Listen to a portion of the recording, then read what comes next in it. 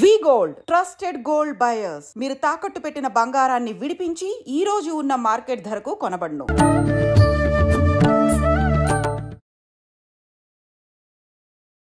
నమస్కారం, welcome to I dream. ధర్మ మార్గం విత్ విజిత కార్యక్రమానికి స్వాగతం. ప్రస్తుతం మనతో పాటు ఉన్నారు వేణుశ్యామ అమ్మ, శ్రీ విద్యా ఉపాసకులు, కామాఖ్య అమృత సాధన సంస్థ వ్యవస్థాపకులు. ఇప్పుడు అమ్మతో మాట్లాడి మరిన్ని విషయాలు తెలుసుకుందాం. ముఖ్యంగా ముందుగా అమ్మ గురించి, మనం అమ్మకు సంబంధించిన విషయాలు కూడా మాట్లాడి తెలుసుకునే ప్రయత్నం అయితే ఈ వీడియోలో చేద్దాం. అమ్మ నమస్కారం. అమ్మ, నేను విన్నాను మీరు చిన్నతనంలోనే ఉపాసన తీసుకున్నట్టుగా. అది ఎంతవరకు వాస్తవము? అంటే అంత చిన్న వయసులో ఉపాసన తీసుకోవాలి అనే ఆలోచన మీకెందుకు వచ్చింది? ముందుగా దాని గురించి మాట్లాడుకుందాం. చిన్నతనంలో ఉపాసన అంటే అసలు ఫస్ట్ నాకు తెలియకుండానే నేను ఇందులోకి వచ్చాను. అది ఎందుకు వచ్చాను అంటే తెలీదు. దానికి కారణం ఏమిటి అని దానికి అర్థం ఏమిటి అంటే, ఇంతకు ముందు చేసినవి ఏమైనా అక్కడ థర్డ్ క్లాస్లో ఒక బుక్లో ఒక మంత్రం చూసా. ఆ మంత్రం చూసి అది చదవడం మొదలుపెట్టా. అది ఎంతలా అంటే ఏది కోరుకుంటే అది అవుతుంది అన్నారు. అంటే నేను బాగా చదువుకోవాలి, మంచి ఉద్యోగం చేయాలి అని చెప్పేసి అనుకుని అలా చదువుతూ ఉండేసరికి ఏమైంది అని అంటే, దానివల్ల కొంచెం కళ్ళు తిరిగినట్టు అయ్యి నేను దాన్ని ఏమంటారంటే అన్కాన్షియస్గా కోల్పోయాను. ఆ కోల్పోయేసరికి ఏమైంది, అమ్మ డాక్టర్ దగ్గరికి తీసుకువెళ్ళారు. ఏమీ లేదు, లేస్తుంది, ఏదో నీరసం అని అన్నారు. కానీ చాలాసేపు లేవకపోయేసరికి మా ఇంటి ఎదురుగుండా ఒకరు ఉపాసకులు ఉన్నారు. వారి గురువుగారు అప్పుడు వచ్చి ఉన్నారనమాట. వచ్చి ఉంటే వారికి చెప్పారు అమ్మ. చెప్తే ఆయన ఇంటికి వచ్చి ఏమైందో అని చెప్పి తల మీద చేయిపోయగానే మళ్ళీ నేను మామూలుగా లేచిన వెంటనే ఫస్ట్ వారు అడిగిన క్వశ్చన్ ఏంటంటే, ఏం మంత్రం చేశావు అని అడిగితే, ఇగో ఈ మంత్రం చేశాను అన్నాను. ఈ మంత్రాలు అలా నువ్వు చేసేయకూడదు, గురువు ఉండాలి, నీకేం తెలుసు అని చేసావు అంటే, లేదు ఆ బుక్లో రాశారు అని చెప్పి బుక్ చూపించాను. అలా చదివి చేయకూడదమ్మా అని చెప్పారు. సరే, ఇంకా అక్కడ అయిపోయిన తర్వాత వారు ఫస్ట్ టైం సరస్వతి మంత్రం ఇచ్చారు. ఆ సరస్వతి మంత్రాన్ని ఒక 2-3 డేస్ చేశానేమో తెలీదు. ఆ తర్వాత ఎప్పుడైనా గుర్తొస్తే చేయడం తప్ప ఎప్పుడు చేయలేదు. ఆ తర్వాత కాలంలో అలా జరుగుతుండగానే ఒకరోజు ఎక్కడంటే మేము ర్యాలీ అని చెప్పి ఈస్ట్ గోదావరి డిస్ట్రిక్ట్లో ఉండేవాళ్ళం. ఆ ఉన్నప్పుడు మా నాన్నగారు టీచర్ అనమాట. అక్కడ ఉండేసరికి ఏమైంది అంటే, ఆ గుడికి ఇప్పుడు కంచి కామకోటి పీఠాధిపతులైన విజయేంద్ర సరస్వతి వారు వచ్చారు. వస్తే అప్పుడు ఏమైంది అంటే, వారు వచ్చేసరికి కరెక్ట్గా వారు వచ్చిన టైంకి నేను కూడా కాలేజీ నుంచి వచ్చాను, ఇంటర్మీడియట్ చదువుతున్నప్పుడు. వచ్చేసరికి ఆయన్ని పూర్ణకుంభంతో స్వాగతం చెప్పి తీసుకువెళ్తున్నారు. వారు వెనకాల వెళ్ళాం. ఎందుకంటే అంతకుముందే పొద్దున్న అమ్మ చెప్పారనమాట. ఏంటి అంటే, ఆ పీఠాధిపతులు ఉన్నప్పుడు మనం ఉంటే వాళ్ళ గాలి మనకి తగిలితే మన పాపాలన్నీ పోతాయి అని చెప్పేసి అమ్మ చెప్పింది. చెప్తే సరే అని చెప్పి వెళ్ళాం అందరం, మా సిస్టర్స్, నేను, అందరూ, అమ్మ అందరం వెళ్ళాం. వెళ్ళేసరికి స్వామి ఏం చేశారంటే, ఆయన మెడలో వేసిన దండ తీసి ఎందుకో ఇచ్చారో తెలియదు, నాకు ఇచ్చారు. అది పట్టుకోగానే అసలు ఎనర్జీ డిఫరెన్స్ అన్నది అర్థమైంది. ఆ రోజు రాత్రి ఏంటి జరిగింది అంటే, పడుక్కుని ఉన్నాను, నిద్రపోయేసరికి నేను పడుకున్న మంచాన్ని ఎవరో ఎత్తుకుని వెళ్ళిపోతున్నారు. ఆ ఎత్తుకుని వెళ్ళిపోతున్నది ఎవరు అంటే, ఈయన ఎలా వేషంలో ఉన్నారో అలాంటి దండి సన్యాసులే ఉన్నారు అందరూ పట్టుకెళ్తుంటే, ఎక్కడికి తీసుకెళ్తున్నారంటే ఒక్కళ్ళు కూడా ఆన్సర్ చెప్పటంలే. వాళ్ళ మాటలు వాళ్ళు ఏవో మాట్లాడుకుంటున్నారు, నాకు అర్థం కావట్లేదు కూడా. తీసుకెళ్ళి మా ర్యాలీ గుడి ఉంది కదా, కేశవస్వామి గుడి గర్భగుడిలో ఆ మంచాన్ని పాడేసేసరికి ఏమైంది అని అంటే, అక్కడ నేను చూసేసరికి ఇంకా ఇలాంటి వాళ్ళే బోల్డ్ మంది, అసలు ఎంతమంది ఉన్నారో నాకు తెలియట్లే, వందల్లో ఉన్నారు. ఉండేసరికి అక్కడి నుంచి ఆదిశంకర్ల వారు కనిపించారు విగ్రహం వెనకాల నుంచి వస్తూ. ఫస్ట్ ఆయన్ని చూడగానే నాకు చాలా షాక్ అయ్యి, అదేంటి మీరు చనిపోయారన్నారు కదా, బతికే ఉన్నారా అని అడిగితే, బతికే ఉన్నానో చనిపోయానో తర్వాత తెలుస్తుంది, కామ్గా కూర్చుని నేను మాట్లాడమనే వరకు మాట్లాడకుండా కామ్గా ఉండు అన్నారు. నాకు భయం వేసింది, ఎందుకంటే చాలామంది ఉన్నారు, నేను ఒకదాన్నే ఉన్నానుగా. అప్పుడు అయ్యేసరికి వాళ్ళందరూ కలిసి శక్తిపాతం, అంటే నాకు తెలిసి ఫస్ట్ టైం అయిన శక్తిపాతం అదే. అది అయిన తర్వాతను అవన్నీ ఎప్పుడు తెలుసు అంటే, నేను ఎప్పుడైతే 2003లో నా గురువుని నేను కలిశానో, అమృతానంద సరస్వతుల వారు చెప్పారనమాట ఇవన్నీ ఎందుకు జరిగాయి, నేను ఫస్ట్ చేసిన మంత్రం ఏమిటి, ఆ మంత్రం బాలా మంత్రం నాకు తెలియకుండా నేను చేశాను. అలా అమ్మవారు ఎందుకు తీసుకొచ్చిందో తర్వాత గురూజీని కలిసిన తర్వాత ఇంకా పూర్తిగా లైఫ్ అంతా టర్న్ అయిపోయింది. ఇంకా అమ్మ మీరు ఆదిశంకరాచార్యుల వారు మీకు దర్శనం ఇచ్చిన సమయంలో మీ వయస్సు ఎంత అప్పుడు? ఇంటర్మీడియట్ అంటే 16, ఇంటర్మీడియట్. 17 మధ్య. ఓకే. ఓకే. అంటే ఇవన్నీ జరిగిన తర్వాత ఇంకా మీకు అనిపించిందా కంప్లీట్ ఈ ఉపాసన, ఆధ్యాత్మికత వైపు ఉండాలి అని చెప్పి? అది నిజం చెప్పాలి అంటే అసలు ఇవన్నీ అయినప్పుడు ఎప్పుడూ అనిపించలేదు. తర్వాత ఎప్పుడూ ఒక లైట్ కనిపిస్తూ ఉండేది. నన్ను ఎక్కడికో తీసుకెళ్తూ ఉండేది. హ్మ్. ఇలా చాలా జరిగినా ఎప్పుడూ అనిపించలేదు. ఆఖరికి మా గురూజీ ఫస్ట్ టైం అమ్మవారిని ప్రతిష్ఠ చేసినప్పుడు ఆ అమ్మవారు కరెక్ట్‌గా అక్కడ ప్రాణప్రతిష్ఠ అయిన తర్వాత ఆ రోజు రాత్రి వచ్చి నాకు లైఫ్ అంతా ఎలా జరుగుతుంది అన్నది చెప్పారు. అది కూడా గురూజీని కలిసిన తర్వాతే అర్థమైంది. ఎందుకంటే నేను గురూజీని కలిసిన తర్వాత అక్కడ అమ్మవారిని చూసేసరికి ఇదేంటి ఈవిడే కదా నాకు కనిపించింది అని చెప్పి అప్పుడు ఫస్ట్ నేను గురూజీని అసలు అలాగే ఆయనతో కాన్వర్సేషన్ అనేది మొదలైంది. అడిగినప్పుడు గురూజీ ఎప్పుడు అంటే అంతకుముందు 3 జన్మల నుంచి ఎలా వస్తుందో అవన్నీ చెప్పుకుంటూ తీసుకొచ్చారు.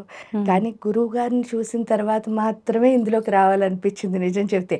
అంతకుముందు జరిగిన ఎక్స్‌పీరియన్స్‌లేవి ఊరికే దేవుడితో దండం పెట్టుకోవడం అంతవరకు ఆగాయి తప్ప ఫస్ట్ టైం నేను గురూజీని చూసినప్పుడు నాకు గురూజీ ఎందుకో నచ్చారు. అంటే వ్యూస్ చెప్పాలి అంటే ఆయన నాకెప్పుడు ఏమనిపించేది అందరూ ఒక్కటే అవును. అని అనిపించేది. కానీ ఇంట్లో కానీ ఎక్కడ చూసినా సరే అన్నీ తారతమ్యాలు ఉంటూ ఉండేవి. అంటే క్యాస్ట్ అనుకోండి ఏదైనా ప్రతి దాంట్లోనూ తారతమ్యాలు కనిపిస్తూ ఉండేవి. కానీ గురూజీని చూసినప్పుడే ఫస్ట్ అర్థమైంది ఇలా కూడా ఉండొచ్చు. అంటే అందరూ ఎలా ఉన్నా మనం ఇలా కూడా అందరితో కలిసి ఒకేలా ఈక్వల్‌గా ఉండొచ్చు. అంటే గ్రేట్ అని అక్కర్లేదు, అహంకారంగా ఉండక్కర్లేదు. అవన్నీ ఫస్ట్ టైం ఏంటి అంటే ఒక వ్యక్తి చేస్తున్నప్పుడు అంటే నా ఫీలింగ్స్ అక్కడ నేను చూసా. ఆయన చేస్తూ ఉండడం. అలా మనం కూడా చెయ్యొచ్చు అని ఎప్పుడు అనిపించిందో ఇంకా నేను చేస్తున్న జాబ్. కాకపోతే నాకేంటంటే అటు భర్త అందరూ సహకరించారు. ఇంక అవన్నీ వదిలేసి ఇంక ఇది చేయాలి అని చెప్పేసి ఇందులోకి కంప్లీట్‌గా. ఇప్పుడు ఎన్ని సంవత్సరాలు అవుతుందమ్మా కంప్లీట్‌గా వచ్చేసి? కంప్లీట్‌గా వచ్చే 25 ఇయర్స్. 25 ఇయర్స్ కంప్లీట్‌గా వదిలేసే. ఓహ్! అంటే వివాహ జీవితంలో ఉన్నప్పటికీ ఇలా ఆధ్యాత్మికత వైపు కంప్లీట్‌గా అలా ఉండొచ్చంటారా? ఉండొచ్చు. ఎందుకు అంటే అమ్మవారు కూడా అయ్యవారు సుబ్రహ్మణ్య స్వామి, గణపతి అవును. ఆవిడ అదే కుటుంబం. చెప్తోంది కదా! అందులో ఏంటంటే వర్ణాశ్రమ విధాయిని మనకిచ్చిన వర్ణం అంటే ఏదైతే కులమో ఆశ్రమ ధర్మం అంటే గృహస్థాశ్రమమా, బ్రహ్మచర్యమా, సన్యాస మనకి ఏ ఆశ్రమం ఇస్తే ఆ ఆశ్రమ ధర్మం ప్రకారం ఉపాసన అన్నది ఖచ్చితంగా చెయ్యొచ్చు. ఓకే. అమ్మ ఇలా అడగొచ్చో లేదో తెలీదు. మీలాంటి మాతాజీలకి మేమందరము పిల్లలతో సమానమే. కానీ మీకు సంతానం ఏమైనా ఉన్నారా? ఒక పాప. ఒక పాప ఉంది. ఓకే. సంతోషం అమ్మ. అమ్మ మంత్రం గురించి తీసుకుందాము. ఇందాక మీరు చెప్పినట్టుగా చూస్తే మీకు తెలియని వయసులోనే ఒక మంత్రాన్ని పుస్తకంలో చూసి పట్టుకొని మీరు చేయటం వల్ల అది ఏదో ఒక ప్రభావం అయితే మీ పైన చూపిచ్చింది. అంటే నిజంగా మంత్ర ప్రభావం అనేది ఖచ్చితంగా ఎవ్వరిపైనైనా ఉంటుందా? 100% ఉంటుందమ్మా. కావాలంటే 100కి 500% మనం సైన్ చేసి కూడా ఇవ్వచ్చు. వాళ్ళు మంత్రం చేస్తే చాలు. కాకపోతే ఇక్కడ ఉండాల్సింది ఏంటంటే వాళ్ళ కమిట్మెంట్. అంటే శ్రద్ధ ఎక్కువ ఉండాలి. నేను చెయ్యాలి అని వాళ్ళకుండి చేస్తే అంటే చెయ్యాలని లేకుండా చేసినా సరే ఆ మంత్రం వాళ్ళకి పనిచేస్తుంది. ఎందుకంటే అక్కడ చెప్పారు దేవి అధర్వణ శీర్షంలో మంత్రాణం మాతృకాం దేవీం. ఏ మంత్రం చదివినా సరే అమ్మ ఎలా వస్తుంది అంటే అమ్మలా వస్తుంది. అదే లలితా సహస్రంలో మాతృకావర్ణ రూపిణి. ఆ అక్షరాలన్నీ చదివితే ఆవిడ రూపం మన సూక్ష్మ శరీరంలో ఏర్పడుతుంది.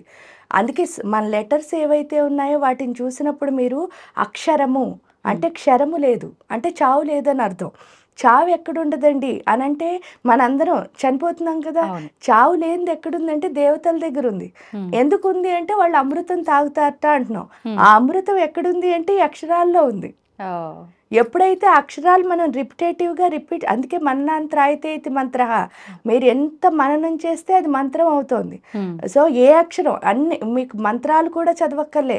ఆ అంటూ ఆ ఒక్కదాన్ని మీరు అలా రిపీట్ చేస్తే అదే మంత్రమై మీ పైన ప్రభావం చూపిస్తుంది ఖచ్చితంగా. ఎందుకు అంటే మన మనస్సుని నిశ్చలంగా ఉంచే శక్తి మంత్రంలో ఉంటుంది.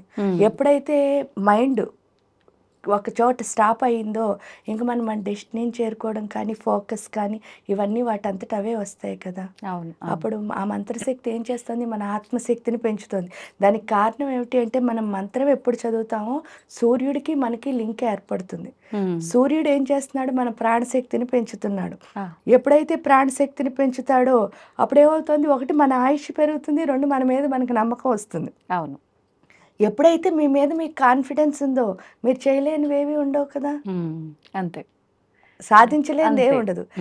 ఇప్పుడు ఏమవుతుంది, అందుకే మీరు ఎక్కడికి వెళ్ళినా డి విటమిన్ డెఫిషియన్సీ అండి. డి విటమిన్ డెఫిషియన్సీ అంటే ఏంటి, సూర్యుడితో మనకు కనెక్షన్ లేదు. ఆ కనెక్షన్ ఓన్లీ మంత్రం ద్వారానే ఏర్పడుతుంది. ఎప్పుడైతే మనం మన విద్యను వదిలేసామో ఏమవుతుంది, అక్కడ సూర్యుడితో మనం కనెక్షన్ వదిలేసుకుంటున్నాం.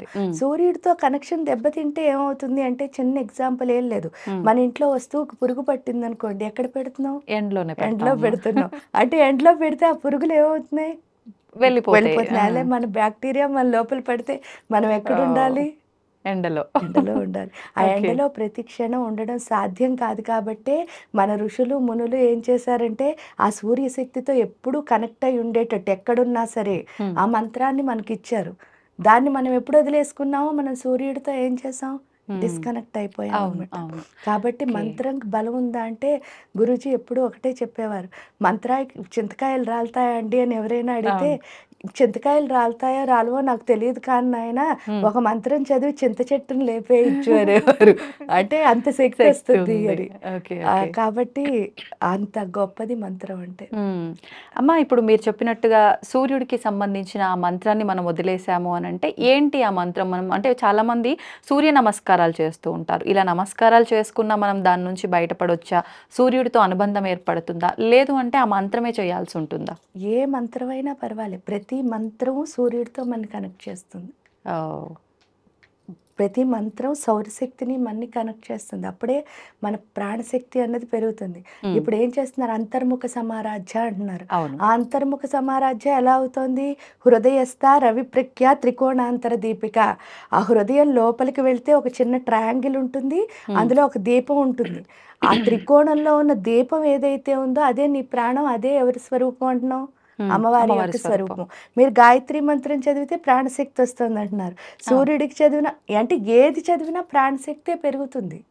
అంటే సూర్యుడితో మనకు కనెక్షన్ ఏర్పడుతుంది. Okay, okay.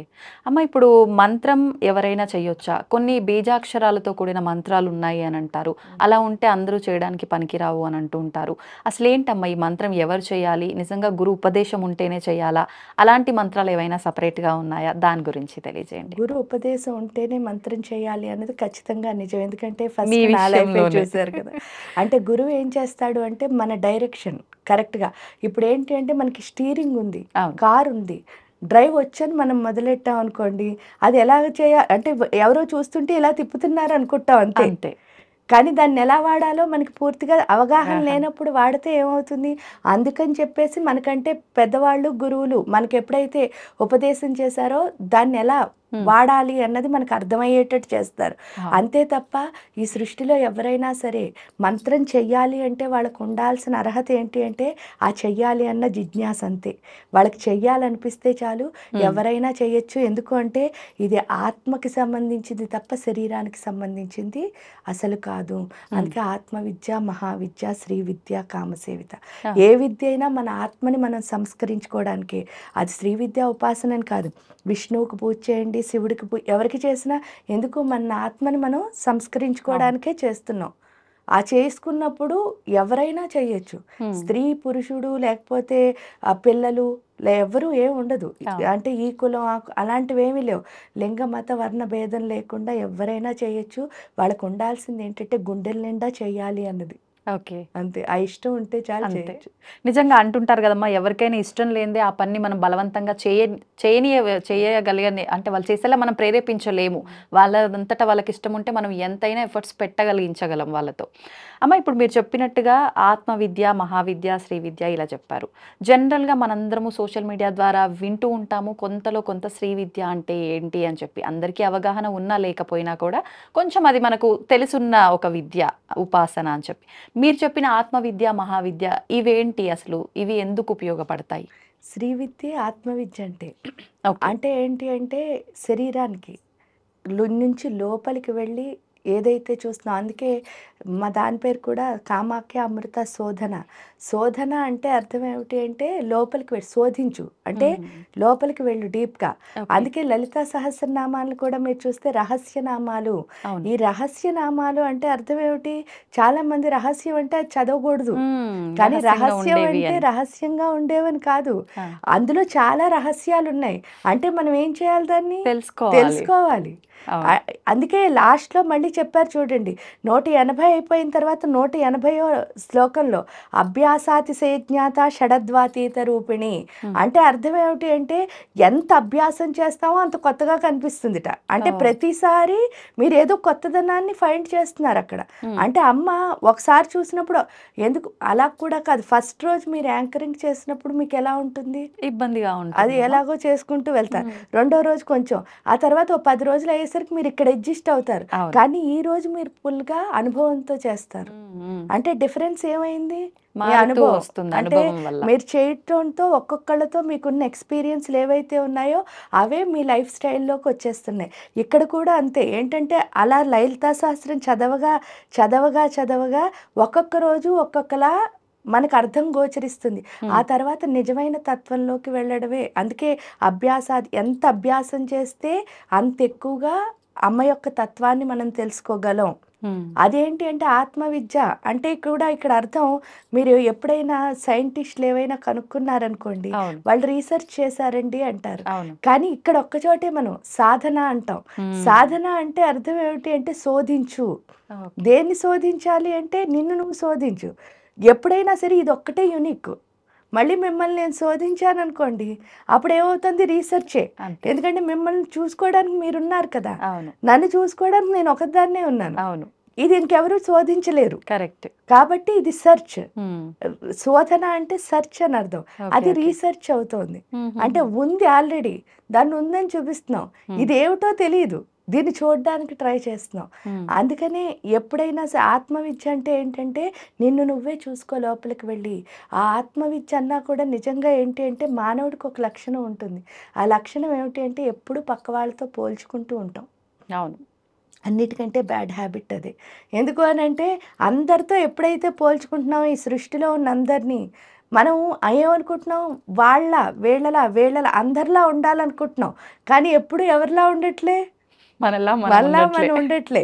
అప్పుడు ఏమవుతుంది అంటే మన దగ్గర ఎన్నైనా ఉండనివ్వండి ఈ సృష్టిలో, ఏదో ఒకటి లేదని అసంతృప్తి. ఖచ్చితంగా ఆ ఉంటుంది. అసంతృప్తి ఏంటి అంటే నన్ను నేను చూసుకోవటంలే. దానికి అది మనకి తెలియచేయడానికి దేవుడు ఏం చేస్తాడంటే మన ఇంట్లో పిల్లలు పుట్టిస్తాడు. ఈ పిల్లలు చూడండి, ఎప్పుడైనా తల్లి కానీ అంటే ఇంట్లో ఎవరు పెద్దవాళ్ళైనా వాళ్ళతో ఆడుతున్నంతసేపు అస్సలు వాళ్ళు పట్టించుకోరు. అవును. అదే మనం పక్కకు వచ్చేసాం, పక్కకి రాగానే ఆ పిల్లలకి ఏంటంటే వాళ్ళ మీద అటెన్షన్ కావాలి. కావాలన్నప్పుడు ఏం చేస్తారంటే అన్ని పిచ్చి పనులు చేసి, మనం ఏదో ఫోన్లో మాట్లాడుతున్నా, చుట్టాలు వచ్చి మాట్లాడుతున్నా, ఫ్రెండ్స్తో డిస్టర్బ్ చేయడానికి ట్రై చేస్తూ ఉంటారు. వాస్తవం. ఎందుకు? వాళ్ళ పైన వాళ్ళకి అటెన్షన్ కావాలంతే. అంతే. దానికోసం చేసినప్పుడు చాలా మంది పిల్లల్ని బుజ్జగించి చెప్తారు. ఇంకా మితిమీరుతోంది అన్నప్పుడు కొంచెం కోప్పడ్డాం అనుకోండి, వాళ్ళు వెంటనే బొగ్గుమూతి పెట్టుకుని పక్కకి వెళ్ళిపోయి కూర్చుంటారు. మళ్ళీ మనమే వెళ్ళి బతిమాలు తీసుకొస్తాం. సో ఇక్కడ కూడా ప్రాణం అంతే. ఎప్పుడు ఏం చేస్తూ ఉంటుంటాం మనం? వీళ్ళందరినీ చూస్తూ ఉంటాం. అవును. ఇదేమో పిలుస్తూ ఉంటుంది. పిలిచిన ప్రతిసారి చెప్తా ఉంటా, కొంతసేపు ఆగు, నేను బిజీగా ఉన్నాను, వీళ్ళందరినీ ఎవరు చూస్తారు అని. ఆ చెప్పిన ప్రతిసారి దీని మొహం ఏమవుతుంది? ఆ పిల్లల్లాగే బొంగుమూతి పెడుతుంది. అలా ఒకసారి అయితే పర్వాలేదు, ప్రతిసారి అదే అవుతున్నప్పుడు ఏమవుతుందంటే అసంతృప్తి ఏర్పడుతోంది. ఇక్కడ ఆత్మవిద్య అని అందుకే అన్నారన్నమాట. ఆ అసంతృప్తి ఏర్పడుతోందని ఇప్పుడు మీకొచ్చి నేను చెప్పాను అనుకో, మీరు వినరు. నాకొచ్చి మీరు చెప్పారనుకో, నేను కూడా విన్ను. అదే నాకు నేను చెప్పుకున్నాను అనుకోండి, ఖచ్చితంగా వింటాను కదా. ఈ మంత్రం చదవడం ద్వారా ఏం అర్థమవుతుంది అంటే వీళ్ళందరినీ చూడడం కాదు, అసలు నేనేం చేస్తున్నాను, ఎవరిని చూడాలి? నన్ను నేను చూసుకోవాలి. ఎప్పుడైతే మనం చూసుకోవడం మొదలెడతామో దాన్నే ఆత్మ సాక్షాత్కార సిద్ధి అంటారు. అది ఎప్పుడైతే వచ్చిందో ఆత్మజ్ఞానం అన్నది కలుగుతుంది. ఇంకప్పుడు ఇక్కడ ఆత్మజ్ఞానం ఎప్పుడైతే కలిగిందో, ఓహో దీన్ని కూడా శరీరంతో చూడడం కాదు, ఇవన్నీ ఏంటి అంటే ఆత్మలే. ఆ ఆత్మని చూడడం వస్తుంది. ఎప్పుడైతే వచ్చిందో ఇంక శరీరం మీద ఈగో అంటే ఇలా చూసినప్పుడు ఏమవుతుంది? అహంకారం. అవును. ఎప్పుడైతే లోపల చూసామో అహంకారం ఏం లేదు. మీరు చేసినా, నేను చేసినా అంతే. ఒకటే. ఒకటే. అందరము అందరూ ఒకటే అన్న ఒక్కటే. ఆలోచన ఉంటుంది. అది ఆత్మవిద్య వల్ల వస్తుంది. హ్మ్. అది ఎప్పుడు రావాలంటే ఫస్ట్ మనకు ఆత్మజ్ఞానం మనకు కలగాలి. ఎందుకంటే ఈ టేస్ట్ తెలియకుండా దాన్ని మనం ఏమి చేయలేం. అవును. మనం ఏం చేస్తాం ఎప్పుడు ఇలా చూడాలని ట్రై చేస్తాం. హ్మ్. లేకపోతే దాన్ని మార్చేద్దాం అనుకుంటాం. అవును. ఈ మైండ్‌కే ఈ మైండ్ అర్థం అవ్వకపోతే దాన్ని ఎలా మారుస్తాం అసలు? అంతే. అది అక్కడికి వెళ్ళాక పూర్తిగా అర్థమవుతుంది. హ్మ్. నేను ఎవరిని మార్చడానికి ఇక్కడ పుట్టలేదు. నన్ను నేను నన్ను నేను ఉద్ధరించుకోవడానికి. ఉద్ధరించుకోవడానికే పుట్టాను అని తెలుస్తుంది. ఓకే. ఓకే. అమ్మ ఇప్పుడు బీజాక్షర మంత్రాలు అని నేను ఇందాక అడిగా కదా! దాని గురించి కాస్త నాకు వివరణ ఇవ్వరా? అందరూ చెయ్యొచ్చా? అందరూ ఏంటి? ఇప్పుడు గాయత్రి మంత్రం ఉంది. అందరూ చేయడానికి వీల్లేదంటారు. ఎందుకు చేయొద్దు? ప్రత్యేకించి ఆడవాళ్ళు అసలే చేయకూడదంటారు.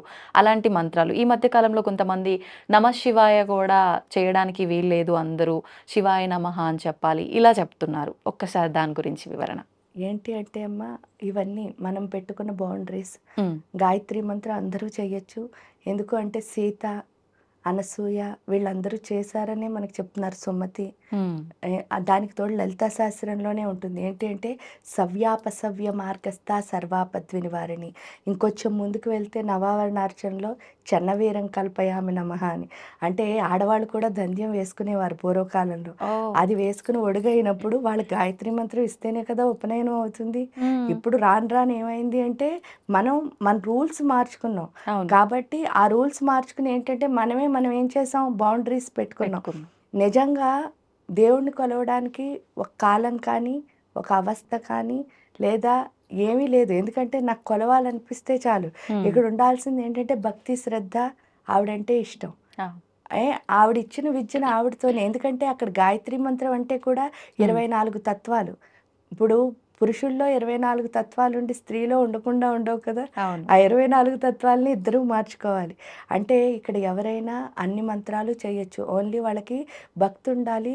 అంతే తప్ప అహంకారంగా నువ్వు చేసావు నేను చేయకూడదా అని ఒకవేళ అలా మొదలుపెట్టినా కూడా నేనేం చెప్తానంటే చాలామంది కోరికలతో చేయొచ్చా మొదలుపెట్టి ఆ! అహంకారంతో మొదలుపెట్టండి, కోరికలతో మొదలుపెట్టండి. ఆ మంత్రం ఎలాగో మిమ్మల్ని మార్చేస్తుంది కదా అమ్మలాగా. అవును. అవును. ఎందుకంటే మంత్రాణం మాతృకా ఉంది. అది హ్మ్. ఫస్ట్ ఎలా మొదలుపెట్టినా లాస్ట్‌కి మీరు చేరాల్సింది ఆ అమ్మనే. అంతే. కాబట్టి ఆవిడే మారుస్తుంది. హ్మ్. మధ్యలో మనమెవరు వాళ్ళని రిస్ట్రిక్ట్ చేయడానికి. అంతే కదా! గురువుగారు కూడా ఎప్పుడూ ఒకటే చెప్పేవారు. ఏంటి అంటే వాళ్ళు కనుక మన దగ్గరికొచ్చి అడిగారనుకో అదే వాళ్ళ అర్హత. అంతే. ఎలిజిబిలిటీని మనమెవరు డిసైడ్ చేయడానికి ఆవిడ వాళ్ళకిచ్చినప్పుడు వాళ్ళు నేర్చుకుంటారు. హ్మ్. అంతే. అంతే తప్ప వీళ్ళు చేయలేరేమో అవన్నీ మనం చెప్పకూడదు. ఆ! ఎందుకు నిన్న ఎలా ఉన్నవాడు ఈరోజు మారడని ఏమీ లేదు. అవును. అవును. ఆవిడ మార్చాలనుకుంటే కాళిదాసు ఏమయ్యారు ఒక్క హ్మ్. రాత్రిలో? అంతే కదా! అంతే కదా! అందరూ అవును. అంతే. హ్మ్. యాక్చువల్‌గా నేను అదే క్వెషన్ అడగాలనుకున్నా. ప్రతి ఒక్కరం కూడా ఈ మధ్య కాలంలో ఇలాంటివి విన్న తర్వాత మీరు చెప్పినట్టుగా ఇప్పుడు మంత్రం చేసినా, మనం ఏం చేసినా కూడా ఆత్మజ్ఞానం కలిగి మనని మనం తెలుసుకుంటాము. అసలు ఏంటి, ఎందుకొచ్చాము అనేది. కానీ మేమందరం అనుకునేది కోరికల కోసమే. హ్మ్. నేనిప్పుడు ఏదో బాధలో ఉన్నా, నా బాధ తీరిపోతుంది. లేదు నాకేదో కావాలి, అది దొరుకుతుంది అన్న చిన్న స్వార్థంతోటే మేమైతే మొదలు పెట్టాలి అనుకుంటున్నాము. నిజంగా దాంట్లో మీరు చెప్పిన దాంట్లోనే నాకు ఆన్సర్ అయితే దొరికేసిందమ్మా. కాకపోతే కామి కాక మోక్షగామి కాడు కదమ్మా! హ్మ్. మీ చుట్టూ ఏవో సమస్యలని మీరు ఫీల్ అవుతున్నారు. అంటే అవి నిజంగా సమస్యలు కాదు అని నేను చెప్పేస్తాను. ఎందుకంటే అవి నావి కాదు కదా! హ్మ్. హ్మ్. ఆ చెప్పినంత తేలిగ్గా మీరు తీసుకోలేరు. తీసుకోలేము. ఎందుకంటే మీరక్కడున్నారు ఆ సిట్యుయేషన్‌లో. హ్మ్. ఉన్నప్పుడు ఏమనిపిస్తుంది? ఇదేంటి ఇది కాదంటుంది అని. హ్మ్. కానీ ఇక్కడ ఒక చిన్న కథ చెప్తా. అదేంటి అంటే ఒక గురువుగారున్నారట. ఆ గురువుగారి దగ్గరికి ఒక శిష్యురాలొచ్చింది. హ్మ్. వచ్చి చాలామంది శిష్యులున్నారు అప్పటికే. ఒక వందలాది ఉన్నారు. ఆ! వచ్చేసరికి ఈవిడ ఇంక రావడమే బోరు బోరు ఏడుస్తూ వచ్చారు. ఆ! వచ్చి ఇంక అలా ఏడుస్తూనే ఉందిట. ఏడుస్తూ ఆవిడ సమస్యలన్నీ చెప్పిందిట. చెప్పేసరికి పాపం అక్కడున్న 100 మంది కూడా 100, 200 ఎంతమంది ఉన్నారో అందరూ కళ్ళనీళ్ళు పెట్టుకున్నారు. అంతలాంటి సమస్యలున్నాయి. పాపం అందరూ ఏడుస్తున్నారు. హ్మ్. కానీ ఈ గురువుగారు ఒక 2 నిమిషాలు విన్న తర్వాత లేచి లోపలికెళ్ళిపోయారట. హ్మ్. వెళ్ళిపోయేసరికి ఈ శిష్యులందరికీ చాలా కోపమొచ్చిందిట మిగతా వాళ్ళకి. ఆవిడంత బాధపడుతూ ఉంటే ఒకటో, రెండో మంత్రం చేసిన మనకే గుండె కరిగిపోయి ఏడుపొచ్చింది. అన్ని మంత్రాలు చేసి ఇంత సాధన చేసి మనందరికీ మంత్రం ఇచ్చిన వాడేంటి గుండె గుండె లేని వాళ్ళ లోపలికెళ్ళిపోయాడు అని చెప్పి వీళ్ళ వీళ్ళు తిట్టుకుంటున్నారు. ఈ గురువుగారు ఏం చేశారు, లోపల నుంచి వస్తూ ఒక 3 బర్నర్లు ఉన్న స్టవ్ తెచ్చారట.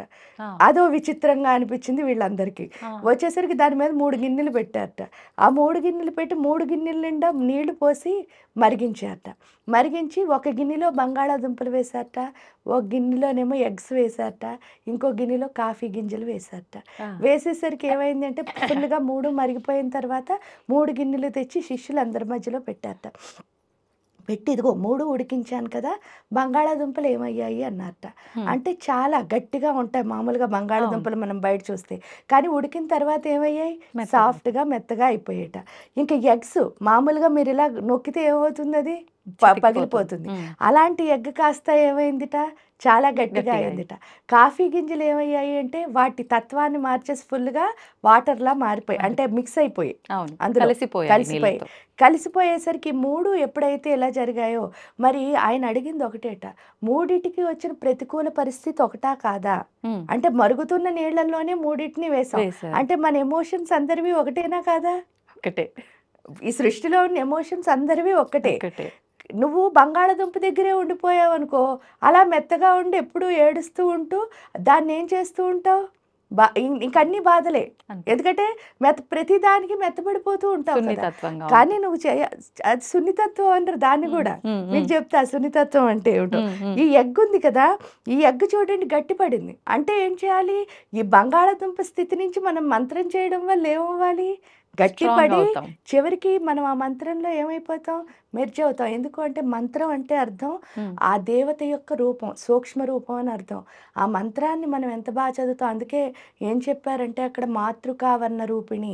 మాతృకావర్ణ రూపిణి అంటే ఏంటంటే ఆ మంత్రం చదవడం వల్ల ఈ అమ్మవారి ఏ అమ్మవారని కాదు, వినాయకుడి మంత్రం చదవండి, శివుడు ఏ మంత్రం చదివితే ఆ సూక్ష్మ రూపం మన సూక్ష్మ శరీరంలో ఏర్పడుతుంది. అందుకే మంత్రం చదివిన వాళ్ళ ముఖంలో ఏం కనిపిస్తుంది, తేజస్సు, కళ. ఏదైతే ఆ తేజస్సు ఏదైతే ఎందుకు కనిపిస్తోంది అంటే ఆ మంత్రశక్తి ఎందులో వస్తుంది, వీళ్ళ ఆత్మలో కలుస్తుంది.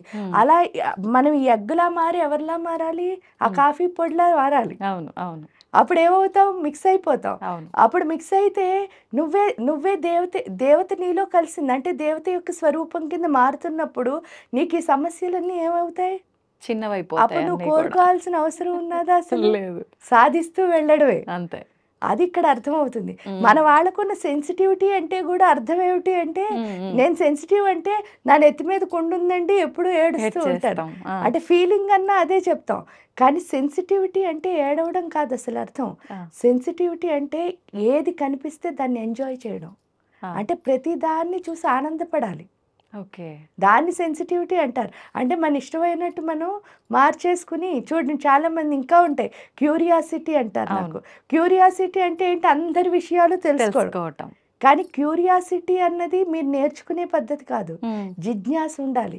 జిజ్ఞాస అంటే ఏంటంటే మీరు ఫైండ్ చేస్తారు, మనలో మనమే తపన చేసుకుని దాని గురించి నేర్చుకునే దాన్ని జిజ్ఞాస అంటారు. క్యూరియాసిటీ అంటే పక్క వాళ్ళందరివి కలిపేసుకుని అవి రాసుకుని ఆ పాయింట్లన్నీ చెప్పుకోవడాన్ని క్యూరియాసిటీ అంటారు.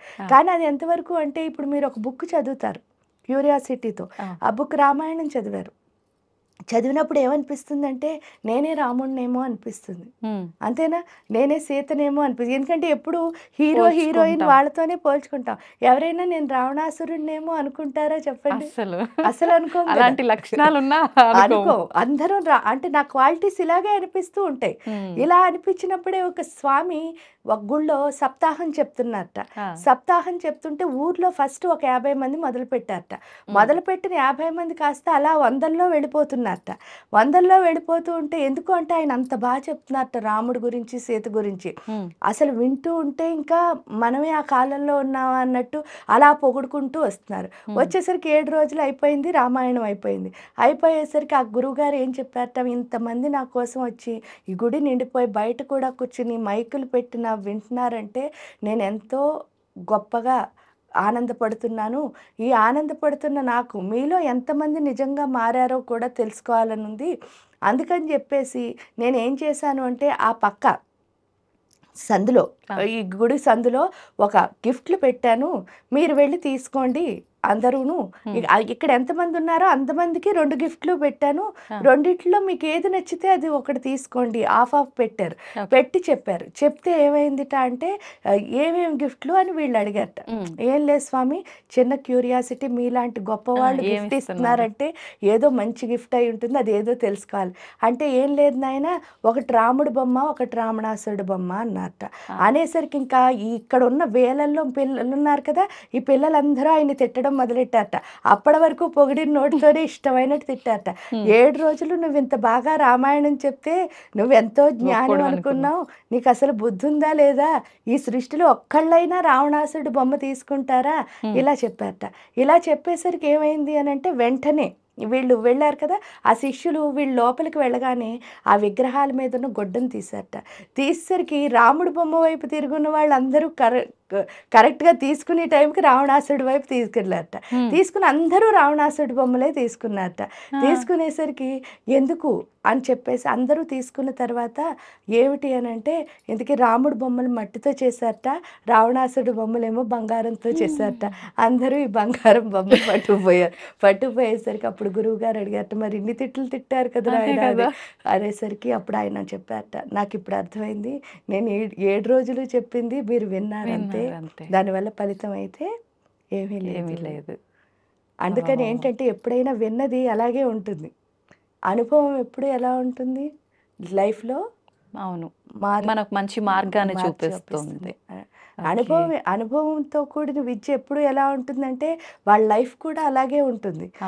విన్నది ఎప్పుడు ఎలా ఉంటుందంటే విని చెప్పడం వరకు బాగుంటుంది, లైఫ్ స్టైల్లోకి వచ్చేసరికి మళ్ళీ అది ఆచరణలో పెట్టలేరు. అదే అక్కడ మనకు అర్థమవుతుంది. కాబట్టి జ్ఞానం అన్నది ఎప్పుడు విని నేర్చుకోవడం కంటే మన లోపల నుంచి జిజ్ఞాసతో తెచ్చుకోవడమే బాగుంటుంది. ఓకే అమ్మ, బాగుంది నిజంగా. మీరు చెప్పిన తర్వాత నిజంగా వాస్తవం కదా, ఇది ప్రతి ఒక్కరం చేస్తున్న పని ఇదేనేమో అనిపించింది, ఇదే చేస్తున్నాం కూడా. కానీ అమ్మ ఇలా చెప్పినప్పుడు అనిపిస్తుంది, ఇంత బాగుంది కదా ఇలా చేస్తే, మరి చేస్తే తప్పేంటి అని చెప్పి ఆ క్షణంలో ఆలోచన వస్తుంది. మరు క్షణంలో వేరే ఇంకా ఈ రొటీన్ లైఫ్లో పడిపోయి దీన్ని మర్చిపోతాము, లేదు అని అంటే గుర్తున్నప్పటికీ రేపు నుంచి స్టార్ట్ చేద్దాంలే అనే ఒక ఆలోచన వస్తుంది. అలా డిలే చేస్తూ ఉంటాము. నిజంగా అంటే ఇది మనిషి లక్షణమే ఇంత అని అనుకుంటాము, కానీ అందరూ అలా లేరు. మళ్ళీ ఎందుకు ఇలా అవుతుందంటారు? దాన్ని ఎలా మనం చేంజ్ చేసుకోవచ్చు అంటారు? చేసుకోవాలి అంటే ఒకటే తోమ్మ, ఏంటంటే ఏదో ఒక విద్యను పట్టుకోవాలి. ఆ విద్యను పట్టుకుని మంత్రం అనే కాదు, మీకు నచ్చిన ఏ విద్య అయినా కూడా జ్ఞానమే. అది సైన్స్, సోషల్ ఏదైనా కూడా. ఎందుకంటే బోల్డ్ మంది సైంటిస్టులు వాళ్ళు చేస్తున్న పని వృత్తినే దైవం కింద భావించి ఎంతో గొప్పగా చేస్తారు. కాబట్టి మీరు ఏది పట్టుకున్నారో దాన్ని, యాదేవి సర్వభూతేషు వృత్తి రూపేణ సంస్థిత, ఆ పట్టుకున్న దాన్ని మాత్రం భక్తిగా చేయాలి. ఆ భక్తి ఒకటి ఉంటే మీరు టైం అసలు వేస్ట్ చేయరు. ఎందుకంటే కాలం అంటేనే జ్ఞానం. ఎందుకంటే కాలం అమ్మ స్వరూపం కదా, అందుకే కాళీ అని పిలుస్తారు. కాలం అంటేనే తల్లి స్వరూపం. జనరల్గా మన టైం వేస్ట్ అవ్వడానికి ఒకటే రీజను, అయితే భూతకాలంలో లేదా భవిష్యత్ కాలంలో ఉంటాం, వర్తమానంలో ఎప్పుడు ఉండం. కానీ మనం ఎప్పుడు పని చేయాలన్నా ఏ కాలంలో ఉండాలి? వర్తమాన కాలంలోనే ఉండాలి. భూతకాలం అయిపోయింది తలుచుకున్నాం అనుకోండి, ఎప్పుడు మీరు చూడండి, అయిపోయింది ఏది తలుచుకున్నా మీరు మార్చలేరు సరి కదా, అయిపోయిన దానివల్ల ఏడుపే వస్తుంది. అవును, అంటే ఆనందం ఎప్పుడు ఉండదు. అది మంచి తలుచుకున్నా బాధపడతారు, చెడ్డ తలుచుకున్నా బాధపడతారు. అది భూతకాలం యొక్క లక్షణం. ఎందుకంటే అక్కడ అధిపతి రుద్రుడు, భూతనాథుడు రుద్రుడు కదా. అందువల్ల ఏంటి అంటే భూతకాలం ఎప్పుడు మన ఏడిపిస్తూనే ఉంటుంది. దానికి రీజన్ కూడా చెప్తా. ఇంకా భవిష్యత్తుకి వెళ్ళేసరికి అమ్మవారి యొక్క స్వరూపం, అమ్మవారి స్వరూపం ఎప్పుడు ఏంటి అంటే మహామాయ. మన ప్రతిదీ రేపేంటి అంటే ఈరోజు టెన్షన్ వచ్చేస్తుంది. అవును, అంటే ఆ మాయలో పడుతూ ఉంటాం అనమాట. దీనికి కారణం ఏమిటి అంటే మనందరం అమ్మ పొట్టలోంచి వస్తాం కదా, ఆ పొట్టలోంచి వచ్చినప్పుడు ఏమవుతుంది, తల్లికి బిడ్డకి ఒక కార్డు ఉంటుంది. ఆ కనెక్షన్ బయటకు వచ్చేసిన తర్వాత కట్ చేస్తారు. ఈ కనెక్షన్ ఏం చేస్తోంది అని తెలుసుకునే ముందు ఫస్ట్ మనకు మొదటి గురువు ఎవరు అంటే భూమి మీదకి రాగానే మన అమ్మే. ఆవిడ ఏంటి అంటే మనకి పాలు ఇచ్చి ఫస్ట్ నేర్పిస్తుంది పాలు తాగడం. ఈ పాలు తాగడం నేర్చుకున్న మనకి పొట్టలో ఇంత ఎగ్గులా బయలుదేరి ఇంత పిల్లాడి కింద మారే లోపు మరి అమ్మ తిన్నదంతా మనం ఎలా తీసుకున్నాం? ఎందుకు అంటే గ్రహించే శక్తి ఉంటే మనకు అమ్మని ఏర్పక్కర్లే పాలు తాగడం. అంటే లోపల మనకి ఏం లేదు, గ్రహించే గ్రహించే శక్తి శక్తి. లేదు. అంటే మనం తీసుకోలేం. అవును. అంటే మనకి ఎవరు ఇచ్చారు అని ఉమ్. ప్రశ్నించుకుంటే ఈ తల్లికి బిడ్డకి మధ్యలో ఉన్న కనెక్షన్ ఏదైతే ఉందో అదే మాయ అని పిలుస్తారు. ఆ మాయ అంటే ఏంటి అంటే శివాశక్తి యొక్క అర్ధనారీశ్వర తత్వం. ఉమ్. ఆ శివాశక్తే మనకి ఏం చేస్తారు, తల్లి తిన్నదంతా ఈ బిడ్డకు పంపించి ఈ బిడ్డను ఒక పాపలాగో బాబులాగో తయారు చేస్తారు. తీరా బయటకు రాగానే ఫస్ట్ అదే కట్ చేస్తారు కదా. అవును. కట్ చేయగానే మనం ఎవరిని మర్చిపోయాం, ఉమ్. వాళ్ళిద్దరిని మర్చిపోయాం. అంతే. మర్చిపోయి మన ఎందుకంటే మనకి అమ్మ వచ్చింది, నాన్న నాన్న వచ్చారు, వచ్చారు. చుట్టాలందరూ కుటుంబ వచ్చారు, వ్యవస్థ అంతా ఏర్పడింది. వీళ్ళందరూ రావడంతో వాళ్ళిద్దరిని వదిలేసాం. ఉమ్. వదిలేసరికి భూతకాలం తండ్రి స్వరూపం కదా. ఈ తండ్రికి ఏంటంటే ఎప్పుడు పిల్లలు డిసిప్లిన్గా ఉండాలని ఉంటుంది, సిస్టమేటిక్గా ఉండాలనుకుంటారు. వాళ్ళ డెస్టినీని వాళ్ళు చాలా స్పీడ్గా అన్ని తండ్రికి అంటే వాళ్ళ ఎదుగుదల తండ్రి కోరుకుంటాడు ఎప్పుడూను.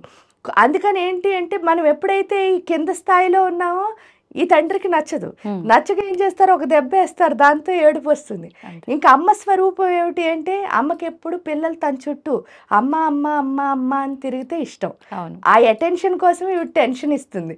ఎప్పుడైతే ఆ టెన్షన్ వచ్చిందో మనం ఏం చేస్తాం, వెంటనే ఎవరికి దండం పెడతాం, ఏదో ఒకటి సాల్వ్ చేయవా ప్లీజ్ అని. అవును. ఆ సాల్వ్ ఎప్పుడై అలా అంటే వాళ్ళిద్దరూ చూడండి ఎంత మంచి వాళ్ళు. ఉమ్. అలా తలుచుకున్నా సరే వాళ్ళ బిడ్డలు చాలు అనుకుంటున్నారు. కానీ వర్తమాన కాలంలో ఎవరుంటారో వాళ్ళకి అర్ధనారీశ్వర తత్వం వాళ్ళతో, ఎందుకంటే శివాశక్తి రెండూ కలిసిన స్వరూపమే అర్ధనారీశ్వర తత్వం. అదే వర్తమాన కాలం అంటే. ఉమ్. ఇంత లాజిక్లు ఏం చెప్పక్కర్లే, అమ్మా నాన్నతో కలిసి ఉన్నంతసేపు మనం హాయిగా ఉంటాం. ఉమ్. కాబట్టి అమ్మా నాన్నతో ఎప్పుడు కలిసి ఉన్నామో మనం హ్యాపీగా, అంటే వర్తమాన కాలమే మనకు ఆనందాన్ని ఇస్తుంది. ఉమ్. పైగా ఇప్పుడు హార్డ్ వర్క్ చేస్తేనే రేపు మీరు బాగుంటారు. అవును. భవిష్యత్తు మారుతుంది, భూతకాలం మారదు. మారదు. దీన్ని మార్చుకోవాలంటే మీరు ఇక్కడే ఉండాలి. ఉమ్. అది ఇక్కడ అర్థమవుతుంది మంత్రం ద్వారా. ఉమ్. ఎప్పుడైతే అర్థమైందో మనం మంత్రం చేసేది, దాంతో ఏం చేస్తామంటే మనం ముందుకి వెళ్తాం. వెళ్తాం. అంటే టైం వేస్ట్ చేయడం అనేది చాలా వరకు తగ్గిపోతుంది. ఓకే. ఇప్పుడు ప్రస్తుతం ఈ జనరేషన్లో అందరికీ కావాల్సిందే ఇది. ప్రతి ఒక్కరు ఎంతో జ్ఞానంతో ఉన్నాం అనుకుంటారు కానీ సమయాన్ని వృధా చేస్తారు. నోటికి ఎంత మాట వస్తే అంత మాట మాట్లాడేస్తూ ఉంటారు. అంటే ఎవరి సహనాన్ని వాళ్ళు కోల్పోయి ఇది కాదు కదా అనుకునేది కూడా చేసేస్తూ ఉంటారు. అంతే కదమ్మా? అంతే. ఓకే. అంటే వీటన్నిటికీ పరిష్కారం మనం మంత్రం. భగవంతుణ్ణి పట్టుకోవాలి. అమ్మ మీరు అన్నారు ఏది చేసినా మనం భక్తితో చేయాలి అని చెప్పి. అసలు ఏంటి భక్తి? నాకు తోచిందల్లా భక్తి అని అంటే దేవుడికి దీపారాధన చేశానా, నమస్కారం చేసుకున్నానా, అది హడావిడిగా కానివ్వండి, ఎలా నాకు ఎంత సమయం ఉంటే అంత సమయం నా పనికి నేను వెళ్ళానా. ఇంకొకరు ఉంటారు, వాళ్ళు ఎంతసేపు పూజ రూమ్కి వెళ్ళేది ఉండదు, ఆలయానికి వెళ్ళేది ఉండదు, కానీ నాకు మనసులో దేవుడు ఉన్నాడు, ఇదే భక్తి అనుకుంటారు. అసలు ఏంటి నిజమైన భక్తి? నిజమైన భక్తి అంటే మనం ఏ పని చేస్తున్నా సరే, ఇప్పుడు ఆ తలుపు వేసాం, ఆ తలుపు వేయడమే పూజ. మీరు తుడవడమే పూజ.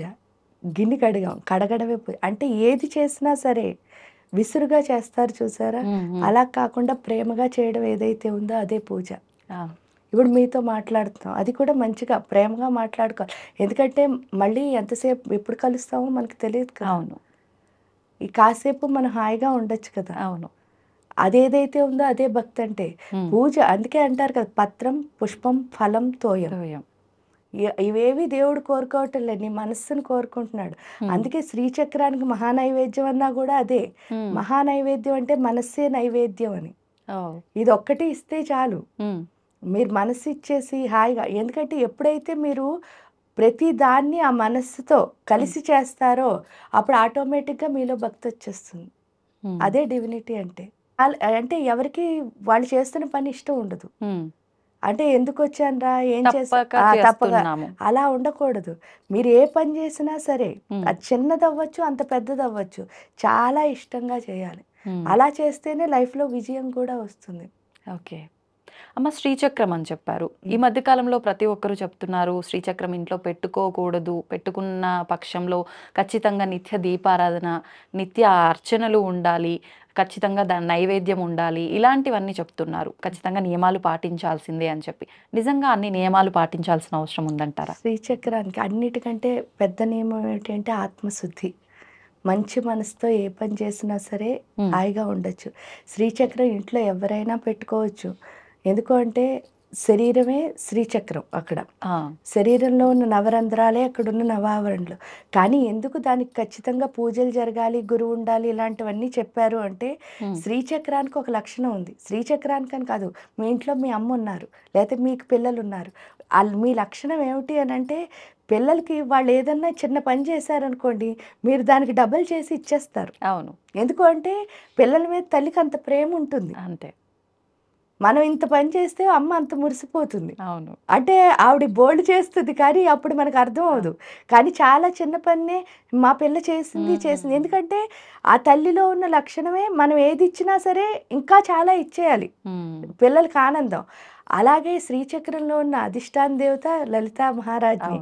ఆ లలిత మనందరికీ అమ్మ కదా. అంటే ఏంటంటే ఇక్కడ మనతో పాటు ఒక 80 ఏళ్ళు ఉండే అమ్మకే మన మీద ఇంత ప్రేమ ఉంటే మనం ఎన్ని జన్మలు ఎత్తుతున్నామో అన్ని జన్మలు మనతో పాటు వస్తున్న అమ్మకి మన మీద ఇంకా ప్రేమ ఉంటుంది కదా.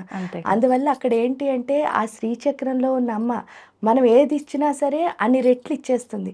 జనరల్గా పూజ చేయమనడానికి కారణం ఏమిటి అంటే మంత్రంతో పూజ ఎప్పుడు చేస్తామో మనకేమవుతుంది, ప్రశాంతత, ఆనందం, ఇలాంటి మంచివన్నీ వస్తాయి. లేదు నార్మల్గా వదిలేస్తే ఏమవుతుందంటే ఇంట్లో ఉన్న ఎమోషన్స్, మనలో ఉన్న కోపాలు అవన్నీ కదా, మళ్ళీ అవి ఏమవుతున్నాయి, రిటర్న్ బ్యాక్ వస్తాయి ఎక్కువ. అందుకని చెప్పేసి దానికి ఖచ్చితంగా పూజ జరగాలి అని అంటారు.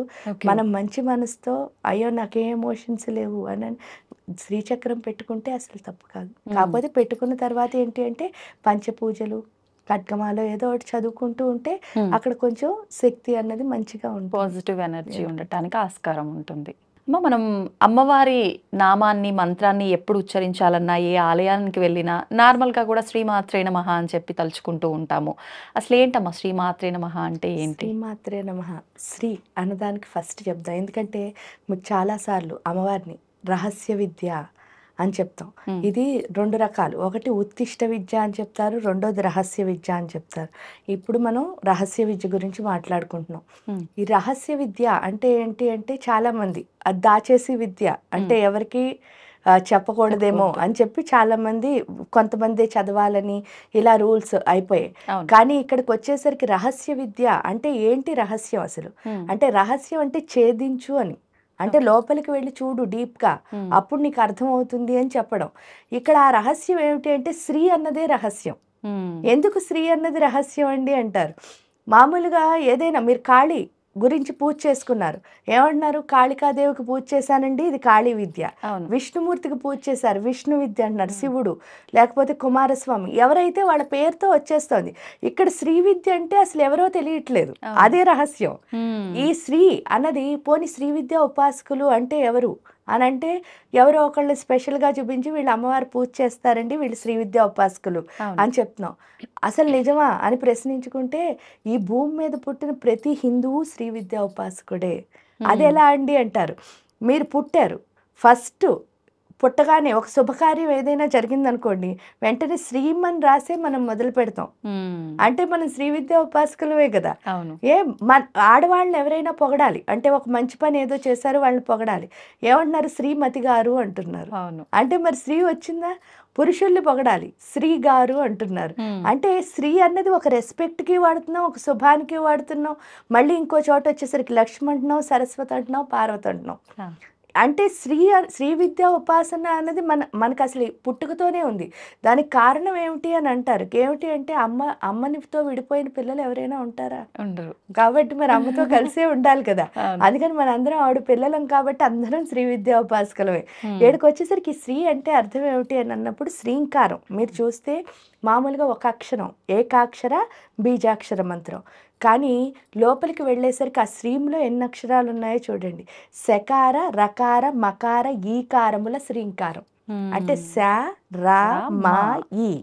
ఈ శ అంటే ఏంటి, శ అంటే ఏంటి అంటే శారదాదేవి సరస్వతి, రా అంటే రమాదేవి లక్ష్మి, మా అంటే ఉమాదేవి పార్వతి, ఇంకా ఈ అంటే ఏంటి అంటే ఈశ్వరీయ శక్తి.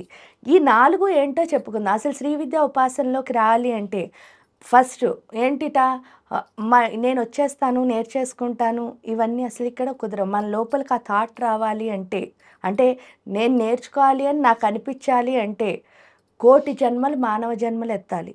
ఆ 1,000,000 జన్మల్లో కూడా 1,000,001 జన్మలో శ్రీ విద్యా ఉపాసన చెయ్యాలి అన్న థాట్ ఆవిడిస్తుందిట. అప్పుడు కూడా మనకి మానవ జన్మ వస్తే అంతకు ముందు అంతా అమ్మతో మనకి ఏదన్నా కనెక్షన్ ఉండాలి ఈ కోటి జన్మల్లోనూ కూడా. అంటే ఇది అంత చాలామంది ఏంటి అంటే ఇంటర్నెట్లో చూసానండి, ఇక్కడెక్కడో చదివానండి మీ గురించి ఇవన్నీ అసలు అవ్వవు. మళ్ళీ ఆ గురువుకి ఆ శిష్యులకి కూడా ఎప్పుడో పూర్వ జన్మల నుంచి సంబంధం ఉంటేనే ఇక్కడ మనం కూర్చుని ఉంటాం. అంటే అర్థం ఏమిటి, ఇన్ని కోట్ల జన్మలు కష్టపడితే ఈ రోజు మనం దీనికి వచ్చాము అని కనుక మనకి తెలుసుకుంటే దాన్ని ఏం చేయలేము, మనం పట్టుకోగలుగుతాం గట్టిగా. ఆ రెస్పెక్ట్ అన్నది ఇక్కడ వస్తుంది. ఇక్కడ ఏంటి అంటే అక్కడ కూడా మన లోపల ఎప్పుడైతే ఆ థాట్ వచ్చిందో నాకు శ్రీ విద్య ఉపాసన చేయాలి అని, వచ్చే లోపు ఫస్ట్ అంటే ఈ రోజు వస్తుంది అనుకోండి, 15 సంవత్సరాల క్రితం ఏమవుతుందిట అంటే మన ఇంటికి శారదా అమ్మవారు వస్తారట. ఏంటంటే ఫస్ట్ లలితాదేవి ఉపాసన చేయాలంటే ఎవరు రావాలి, సరస్వతి రావాలి. సరస్వతి ఎలా వస్తారంటే మనం ఇందాక అన్నారు కోరికలతో చేస్తాం కదండి అని, ఇలా కోరికలో కష్టాలు ఏవో ఒకటి వస్తాయి. ఏవో ఒకటి వచ్చేసరికి మన ఫ్రెండ్స్ చుట్టాలో లేకపోతే ఎవరో తెలిసిన పెద్దవాళ్ళు పూజలు చేసేవాళ్ళు ఏం చెప్తారంటే, అమ్మ ఇంత కష్టాలతో బాధపడుతున్నారు కదా ఈ మంత్రం చదవండి, లేకపోతే ఈ లలితా శాస్త్రం చదవండి, ఈ ఖడ్గమాలు చదవండి అని ఎవరో ఒకళ్ళు లైఫ్లో మనకి అందిస్తారు. ఆ అందించేసరికి ఏమవుతుందిట, మనం కొన్ని రోజులు ఇది చదువుతూ ఉంటాం. అవునమ్మా. చదువుతూ ఉండేసరికి మనలో జిజ్ఞాస మొదలవుతుంది. ఆ జిజ్ఞాస ఏమిటి అని అంటే చాలా, ఎందుకంటే ఇంతకుముందు చదవనప్పుడు ఎలా ఉన్నాం, చదివాక ఎలా మనకి తేడా తెలుస్తుంది. ఏంటో ప్రశాంతత. అవును. ఆ పీస్ ఏదైతే వచ్చిందో అందులో లలితా శాస్త్రం చదువుతుంటే ఏంటంటే మనకు తెలియని ఆనందం వస్తూ ఉంటుంది. ఎప్పుడైతే ఆనందం వస్తుందో, ఎందుకంటే అమ్మ కదా ఎప్పుడు పిల్లలు హ్యాపీగా ఉండాలని కోరుకుంటుంది. ఆ హ్యాపీనెస్ ఎప్పుడైతే వస్తుందో ఈవిడ గురించి ఏదో ఒకటి తెలుసుకోవాలి అని అనిపించేసరికి ఓ 10 ఏళ్ళు క్రితం ఎవరు వస్తారు అంటే రా ఆకారం వస్తుంది. రా అంటే ఏంటి అంటే రమ, లక్ష్మి. ఆవిడ వచ్చి ఏం చేస్తుంది, లక్ష్మి అంటే ఏంటి, విష్ణువు యొక్క శక్తి. ఆ విష్ణువు యొక్క శక్తి అవడం వల్ల ఎప్పుడు విష్ణు మాయలో మనం పడుతున్న మన్ని పడకుండా, ఎందుకంటే మరి ఉపాసనలోకి రావాలంటే మనం మాయల్లో ఉండకూడదు కదా, నిజంలోకి రావాలి. ఆ నిజంలోకి ఎవరు తీసుకొస్తారంటే లక్ష్మి మన తీసుకొస్తుంది. ఎలాగా అంటే మీకు తెలుసు, మనందరికీ తెలుసు లక్ష్మి అంటే ఐశ్వర్యం, ఐశ్వర్యం అంటే డబ్బులు అని అనుకుంటాం. కానీ ఇక్కడికి వచ్చేసరికి అసలు దాన్ని ఎబ్రివేషనే మారిపోతుంది. అదేమిటి అని అంటే లక్ష్మి అంటే డబ్బు ఒక్కటే కాదు. ఎంతమంది అంటే 8 మంది లక్ష్ములు ఉన్నారు. అవునమ్మా. ఆ 8 మంది లక్ష్ములు ఉంటే మనం 7గురిని వదిలేసాం, ఒకళ్ళని పట్టుకున్నాం. అందువల్లే మన గుండెల్లో ఎప్పుడు ఏదో ఒక బాధ ఉంటుందన్నమాట. 8 మంది కనుక గుండెల్లో ఉన్నారనుకోండి, అప్పుడు ఎలా ఉంటాం, అసలైన ఐశ్వర్యం అంటే అదే. ఇక్కడ ఫస్ట్ లక్ష్మి మీరు చూస్తే ఆదిలక్ష్మి అని పిలుస్తారు. ఆదిలక్ష్మి అంటే ఏంటంటే మనకి ఏమున్నా లేకపోయినా పర్వాలేదు, కానీ ఖచ్చితంగా ఉండాల్సింది ఏంటి అంటే ఆత్మశక్తి. మీకు ఆత్మలో ధైర్యం ఉంటే ఏం లేకపోయినా మీరు ధైర్యంగా చేసేయగలుగుతారు. అది రావాలి అంటే ఒకే ఒక మార్గం, అదేంటి అంటే మంత్రం. మీరు మంత్రం ఎంత చదువుతారో అంత ఆత్మశక్తి పెరుగుతుంది. అది లక్ష్మి తెలియచేస్తుంది, ఆదిలక్ష్మి. తర్వాత వచ్చే ఆవిడ ఎవరంటే విద్యాలక్ష్మి. విద్యాలక్ష్మి ఏం చెప్తారు అని అంటే ఎప్పుడైతే మనకి మంత్రంతో ఆత్మశక్తి పెరుగుతుందో స్లోగా జ్ఞానం అర్థం అవుతూ ఉంటుంది. ఏంటి అంటే ప్రతిదాన్ని మనం ఏం చేయాలి, యాక్సెప్ట్ చేయాలి. ఈ యాక్సెప్ట్ చేసే స్థితిలో మనకు ఒకటి అడ్డొస్తుంది. దాని పేరు ఏమిటి అంటే అహంకారం. ఆ అహంకారం ఏదైతే ఉందో దాన్ని మరి తీసేయాలి కదా, అందుకని గజలక్ష్మీదేవి వస్తుంది. గజము అంటే ఏంటి, ఏనుగు. ఏనుగు అంటే అర్థం ఏమిటిట, ఈ సృష్టిలో ప్రతి జీవులు ఎన్ని జీవులు ఉన్నాయో అన్ని జీవుల కంటే పెద్ద అహంకారం ఉన్న జీవి పేరు ఏంటంటే ఏనుగు. సో అంటే ఏంటి, పెద్ద అహంకారం అంటే ఏంటండి అంటారు. అంటే మనకెంత అహంకారం ఉంది, ఆ కాలు నుంచి తల వరకు అంతే, ఇంత చిన్న అహంకారం. కానీ ఏనుగు అహంకారం అలా లేదుట. ఏమిటి అంటే ఈ సృష్టి అంతా నేనే ఉన్నాను, ఈ సృష్టి మొత్తం నా లోపలే ఉందని. ఈ చిన్న అహంకారాన్ని తీసేసి ఆ పెద్ద అహంకారాన్ని పెడుతుంది గజలక్ష్మి. ఎప్పుడైతే అందరిలో మనని చూసుకోవడం, మనలో అందరినీ చూసుకోవడం వచ్చిందో ఇంక మనకి పెద్ద ఏముండదు, ఈక్వాలిటీ ఎప్పుడైతే వచ్చిందో ఆ తర్వాత వచ్చే లక్ష్మి పేరు ధైర్యలక్ష్మి. స్లోగా మనం ప్రకృతితో కలవడం మొదలు పెడతాం. ఎప్పుడైతే కలిసామో మనకి బాగా ధైర్యం వస్తుంది. ఆ ధైర్యం వచ్చిన తర్వాత వచ్చే ఆవిడ పేరే సంతానలక్ష్మి. సంతానలక్ష్మి అంటే చాలామంది ఏంటంటే బోల్డ్ మంది పిల్లలు పుడితే వాళ్ళని సంతానలక్ష్మి అనుకుంటారు. కానీ ఇక్కడ పిల్లలు పుట్టడం కాదు, మనం అమ్మ అవ్వడం. అమ్మ అవడానికి పిల్లలు పుట్టడానికి చాలా తేడా ఉంటుంది. ఎందుకంటే పిల్లలు అందరికీ పుడతారు, కానీ అందరినీ పిల్లల కింద చూడడం అమ్మ అవడం. ఎందుకంటే మనకు పుట్టిన ఒక్కళ్ళే ఇద్దరు మన అవును. పిల్లలు అని అనుకోవడం కాదు. ఈ సృష్టిలో ప్రతి ఒక్కళ్ళు మనకి పిల్లలే. అంటే నువ్వు తల్లి అయితేనే నీకు ఆ తల్లితనం విలువ తెలుస్తుంది. తెలుస్తుంది. వాస్తవం అమ్మా. అది ఇక్కడ అర్థం చేసుకుంటాం. ఎందుకు తల్లి అవ్వాలండి అంటారు. తల్లికి ఏంటిట అంటే ప్రతి దాన్ని ఇష్టపడడం వస్తుంది. అంటే తల్లికి బిడ్డని ఇష్టపడడం ఒకటి అలవాటు ఉంటుంది కదా, అవును. లోపాలు దానివల్ల వెతకరు. ఇంక అన్నిటినీ ఇష్టపడతారు. అప్పుడు మనం చేసే పని మనం చాలా గొప్పగా చేయగలుగుతాం. తల్లి ఎప్పుడయ్యామో అప్పుడు. ఇక్కడ తల్లి అంటే ప్రేమ ఒక్కటే కాదు, తల్లి అంటే రియలైజేషన్ అని అర్థం. అంటే మిమ్మల్ని మీరు ఎప్పుడు విమర్శించుకుంటూ ఉండాలి అని నేర్పిస్తుంది సంతాన లక్ష్మి. ఎప్పుడైతే మనం విమర్శించుకోవడం మొదలెట్టి, ఎందుకంటే మనకి ఎప్పుడు ఇదే అలవాటు కదా, అవును. అది పోయి ఇలా చూపించుకో, ఆ ఒక్క వేలు మాత్రం ఎవరికో ఎందుకు, నీకే చూపించుకో అంటుంది. ఎప్పుడైతే చూపించుకున్నామో మనలో ఉన్న చెడ్డ గుణాలన్నీ స్లోగా ఏమవుతాయి, పోతాయి. పోయేసరికి అప్పుడు వచ్చేది ఎవరు అని అంటే విజయలక్ష్మి. ఏ పని చేసినా సరే మీకు అన్నిట్లో సక్సెస్. ఎందుకంటే స్వార్థంగా ఏ పని చేసినా ఒకటి విజయం రావచ్చు, ఒకటి అపజయం రావచ్చు. నిస్వార్థంగా ఏ పని చేసినా ఏమవుతుంది, అన్ని విజయాలే. విజయాలు అయిన తర్వాత వచ్చేది ఎవరు అంటే ధాన్యలక్ష్మి. ధాన్యలక్ష్మి అంటే అర్థం ఏమిటి అంటే రైతు. మీరు ఎప్పుడైనా చూడండి, వారికి ఒక పెద్ద లక్షణం ఉంటుంది. అదేంటంటే ఆయన ఎప్పుడు ఆయన కోసం పండించుకోట, మనందరి కోసం పండిస్తాడు. అంటే ఏంటి అంటే నీకు తెలిసిన జ్ఞానం నీతోనే ఆగిపోకూడదు. నువ్వేం చేయాలి, స్ప్రెడ్ చేయాలి, అంతే, షేర్ చేయాలి. అందులో ఏంటంటే విశ్వవర్ధనంబు విద్యాధనంబురా, నువ్వు చెప్పిన కొద్దీ నీలో పెరుగుతుంది. అంతేకాని దాచేసుకోవడం ఎందుకు. కానీ మనకేముందంటే అహంకారం మమకారాల మధ్యలో పడి రెండు, ఒకటేంటంటే చెప్పాననుకో వాళ్ళకి తెలిసిపోతుందేమో, నాకు వాడికి అప్పుడు తేడా ఉండదు అని చెప్పరు. లేదా వాడి దగ్గర నేర్చుకోవాలంటే నన్ను ఎక్కడ తక్కువ అనుకుంటారో అని నేర్చుకోరు. ఈ రెండు ఎప్పుడు చేయమో మనం ఎదగం. ఆడికి వెళ్ళాక అది అర్థమవుతుంది. నీకు తెలుసున్న దాన్ని నువ్వు స్ప్రెడ్ చేయాలి, నీకు తెలియని దాన్ని నేర్చుకోవాలి. ఇక్కడ ధాన్యలక్ష్మి అది చెప్తుంది. ఎప్పుడైతే అది వచ్చిందో ఆటోమేటిక్గా ధనలక్ష్మి అన్నావిడ వస్తారు. కానీ మనం చేస్తున్న తప్పు ఏంటంటే ఫస్ట్ ధనలక్ష్మి కోసం పరిగెట్టేసరికి కింద 7 స్టెప్పులు లేవు. అప్పుడు వెనక్కి వస్తున్నాం. వెనక్కి వచ్చేసరికి స్ప్రెడ్ చేయాల్సిన స్థితిలో ఏం చేస్తున్నాం, సేవింగ్స్ అని దాస్తున్నాం. ఎప్పుడైతే దాచామో, ఒక శక్తిని ఎప్పుడూ దాచకూడదు. అది ఏమవుతుంది, ఒక్కసారి బ్లాస్ట్ అవుతుంది. కాబట్టి విజయాలు ఏమి ఉండవు. ఎప్పుడైతే విజయం లేదో మనకి గుండెల్లో ఇష్టం ఉండాల్సిన ప్లేస్లో అయిష్టం. ఇందాక మీరు చెప్పింది, ఏ పని ఇష్టంగా చేయలేం, ఎందుకు వచ్చిన బతుకురా అన్నట్టు. అలా ఎప్పుడైతే చేసామో ధైర్యం ఉండదు. కరెక్ట్ అమ్మా. ధైర్యం ఎప్పుడు లేదో అహంకారం పెరిగిపోతుంది. అంతే. ధైర్యం లేకపోవడం వల్ల ఏం చేస్తాం, వాళ్ళకంటే గొప్పని చూపించాలంటలో మన లో అయిపోతున్నాం. లో ఎప్పుడైపోయామో, ఎప్పుడు ఈగో వచ్చిందో అక్కడ అస్సలు విద్య ఉండదు. ఆ విద్య ఎక్కడ లేదో శక్తి అక్కడ ఉండదు. అందుకే శక్తిహీనుల కింద డి విటమిన్ డెఫిషియన్సీ అని తిరుగుతూ ఉంటాం. ఇక్కడికి వచ్చేసరికి అది లక్ష్మి మనకి తెలియచేస్తుంది. ఎప్పుడు తెలియచేస్తుందో అలా రావద్దు, ఇలా వెళ్ళాలి అని తెలుస్తుంది. ఇలా ఎప్పుడైతే వెళ్ళామో అప్పుడు పూర్తిగా గుండె ప్రశాంతం అవుతుంది. ఎందువల్ల అంటే రాజ్యలక్ష్మి కోశనాథ చతురంగ బలేశ్వరి అంటే ఏంటి అంటే ఈ మొత్తం కోశాగారానికి ఇది ఈ రాజ్యానికి కోశాగారం ఇదే. అంటే హృదయం. అంటే మీరు చెప్పాలంటే ఖజానా, ఒక డబ్బులు పెట్టే ప్లేస్. ఏంటి అంటే హృదయం. ఇది ఉంటేనే మొత్తం ఈ రాజ్యం అంతా శుభ్రంగా నడుస్తుంది. అక్కడ ఎవరున్నారు అంటే రాజ్యలక్ష్మి. ఆవిడ ఉంటేనే ప్రశాంతంగా ఉంటుంది. ఎప్పుడైతే ప్రశాంతంగా ఉంటుందో అప్పుడే లలిత రావడానికి అక్కడ శుభ్రంగా ఉంటుంది. అంతేకాని ఎందువల్ల లలిత వచ్చినా మనకు తెలియదు అంటే, మరిగిపోతున్న నీళ్లలో మన మొహం చూసుకోవాలనుకున్నాం అనుకోండి, ఎప్పుడైనా మన మొహం మనకు కనిపించిందా, లేదు. అదే ఆ వాటర్ని కింద పెట్టేయండి, ప్లెయిన్గా ఉన్నప్పుడు మొహం చూడండి, కనిపిస్తుంది. అంటే నిజాన్ని చూడాలి అంటే మనం ఎలా ఉండాలి, ప్లెయిన్గా ఉండాలి. అది చేస్తుంది లక్ష్మి. చేసిన తర్వాత మకారం. మా అంటే ఉమా అని అర్థం. ఉమా అంటే ఎవరు అంటే పార్వతి. పార్వతీదేవి ఏం చెప్తుంది అంటే, ఇందాక మనం చెప్పుకున్నదే కంపారిజన్, పోల్చుకోవడం. ఆ పోల్చుకునే లక్షణం ఏదైతే ఉందో అది తల్లి కదా, గట్టిగా ఏంటి అంటే బెత్తం పుచ్చుకుని చెప్తుంది అనమాట. ఆ పోల్చుకోవడం అన్న లక్షణం తప్పు, నిన్ను నువ్వు చూసుకో. ఎప్పుడైతే మనం చూసుకోవడం మొదలెట్టామో అప్పుడు ఏమవుతుంది, ఇక్కడేమో అమ్మవారి గురించి అర్థమైంది లలితమ్మ కోసం.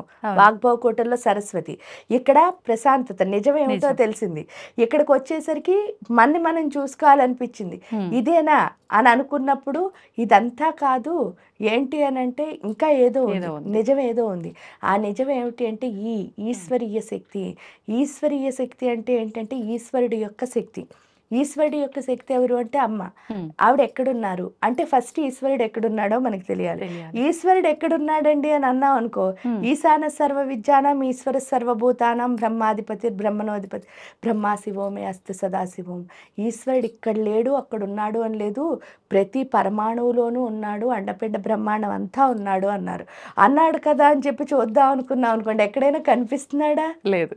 ఎందుకు కనిపించటం లేదు అని ప్రశ్నించుకుంటే మనం ఒక్కసారి రుద్రంకి వెళ్తే రుద్రంలో చెప్తారనమాట, ఆత్మభౌడే ఈశ్వరుడు అని. అంటే మన ఆత్మ ఎవరు అంటే ఈశ్వరుడి యొక్క స్వరూపం. ఓకే, రుద్రుడి యొక్క స్వరూపం మన ఆత్మ. అంటే ప్రతి ఒక్కళ్ళలో ఉన్న ఆత్మ ఎవరు? ఈశ్వరుడు, రుద్రుడే. వాడిని చూడాలంటే మనం ఎక్కడ చూడగలం? లోపలే చూడగలం. ఫస్ట్ నా లోపల నేను చూసుకుంటే మీ లోపల ఉన్నది నాకు అర్థమవుతుంది. కానీ ఇక్కడ లోపల చూసుకున్నప్పుడు ఏమర్థమవుతుంది అంటే లోపల ఈశ్వరుడు ఉన్నాడు, బయట ఉన్న ప్రకృతి అంతా ఎవరి స్వరూపం అంటే అమ్మ యొక్క స్వరూపం. లోపల నాన్న బయట అమ్మ ఉన్నారు. ఇప్పుడు నేను చేయాల్సింది ఏంటి అంటే ఈ నాభిస్థానం ద్వారా వాళ్ళిద్దరిని కనెక్ట్ చేయడం, కలుపుకోవడం. అదే శ్రీ విద్యా ఉపాసన అంటే. ఆ శ్రీ అంటే అర్థమే అది. అందుకనే రహస్యం ఏంటి అంటే శ్రీ అంటే అర్థం ఏమిటి అంటే సరస్వతీదేవి, లక్ష్మీదేవి, పార్వతీదేవి వీళ్ళు ముగ్గురు మనని మార్చిన తర్వాత మనం చేసే పని ఏంటంటే ఈ ప్రకృతిని మన ఆత్మని అనుసంధానం చేసుకోవడాన్ని ఆ శ్రీంకారం అని పిలుస్తారు. అందుకే అది శ్రీ విద్యా ఉపాసన. ఈ ప్రకృతిని ఆత్మని అనుసంధానం చేసే. విద్య అంటే ఏంటంటే కనెక్షన్, ఉపాసన అంటే ఏంటంటే అలా మారడం. ఎవరిలా మారుతున్నావు అంటే ఆ లలితమ్మలా మారుతున్నాను. అందుకనే శ్రీ మాత్రే నమః, అన్నిటి ముందు శ్రీ పెట్టడానికి కారణం అది. ఓకే, అద్భుతం అమ్మ. నిజంగా చాలా అద్భుతంగా వివరించారు. నిజంగా అంతే చక్కగా అర్థమైంది కూడా. ఆ డీటెయిలింగ్ అంటే ఎంతోమంది చెప్తుంటారు కానీ వింటుంటే ఓ అనిపిస్తుంది, కానీ ఆ వివరణ మాత్రం నిజంగా సూపర్ ఉందమ్మా. ఇంకా మాట్లాడాలనిపిస్తుంది కానీ మనకు సమయం సరిపోవట్లేదు. మరొక మంచి ఎపిసోడ్లో మరిన్ని విషయాలు మాట్లాడుకుందాం అమ్మ. ధన్యవాదాలు. తవ్వుతున్న శివలింగం సరే దాన్ని అట్లా కప్పేసేయండి, చూపించదండి. Krishna is there. మూర్తి పూజ కాదు, సాక్షాత్ బ్రజేంద్ర నందన భగవాన్ ఉన్నారు మూర్తిలో. ఏమీ ఆశించకుండా ఆరాధించే వాళ్ళు కూడా ఉన్నారా ప్రభుజీ? నిజమైన భక్తి అంటే మనకు తెలియదు కాబట్టి